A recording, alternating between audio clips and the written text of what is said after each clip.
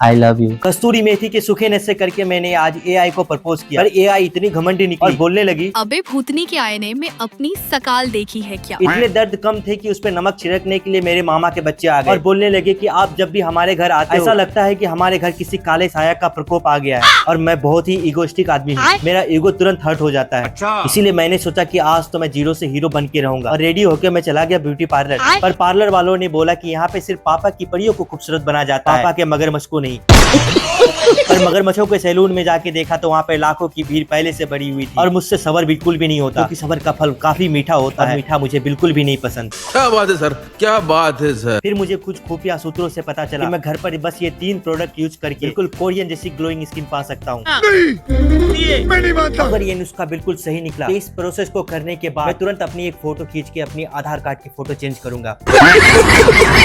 तो स्टेप 1 में हम यूज करने वाले हैं एक फेस स्क्रबर, जो दिखने में चिड़िया की पोटी की तरह लग रहा था, पर इस पोटी का स्मेल काफी ज्यादा अच्छा था।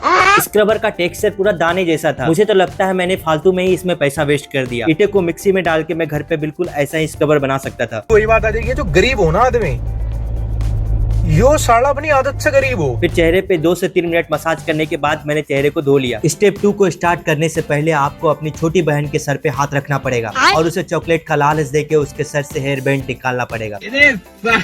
स्टेप 2 में हम यूज करने वाले हैं ऑरेंज पील ऑफ मास्क। ये क्रीम तो बिल्कुल संतरे की चटनी जैसा लग रहा था, पर मुझे संतरे नहीं आम पसंद है। अगर ये आम की चटनी की तरह लगता तो मैं इसे जरूर खा लेता। तो वही बात आ जाएगी, जो गरीब हो ना आदमी, यो साला अपनी आदत से गरीब हो। ये संतरे का रस फेस पे सूखने के बाद काफी ज्यादा हार्ड हो जाता है, जिससे आपकी दाढ़ी और मूंछ आपके फेस से निकलकर आपके हाथ में आ सकती है। इसे फेस पे अप्लाई करने के बाद 10 से 15 मिनट के लिए हमें इसे सुखाना पड़ता है। और आज मुझे बिल्कुल ऐसा फील हो रहा था कि इस सारे स्टेप को कंप्लीट करने के बाद मैं बहुत ज्यादा स्मार्ट बन जाऊंगा, इसलिए मैंने जल्दी जल्दी सारे डेटिंग एप्स पे अपने प्रोफाइल बना ली।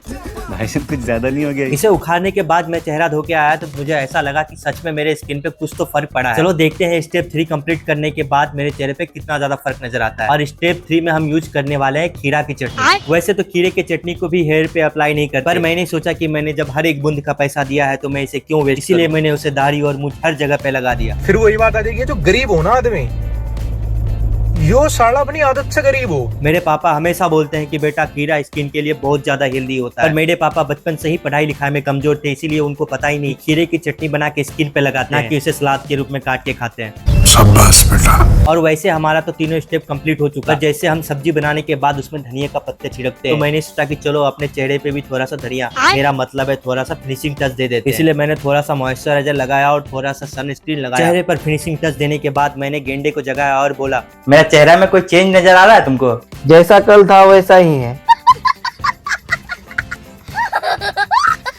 लगता है ये मोटका अभी भी नींद में है। वैसे आप सब कमेंट में बताना कि इतने ज्यादा मजदूरी करने के बाद मेरे स्किन पे कुछ फर्क नजर आया है या नहीं। मिलता हूँ आप सबसे नेक्स्ट ब्लॉग। वीडियो अच्छा लगा तो लाइक कर देना, चैनल को सब्सक्राइब कर देना।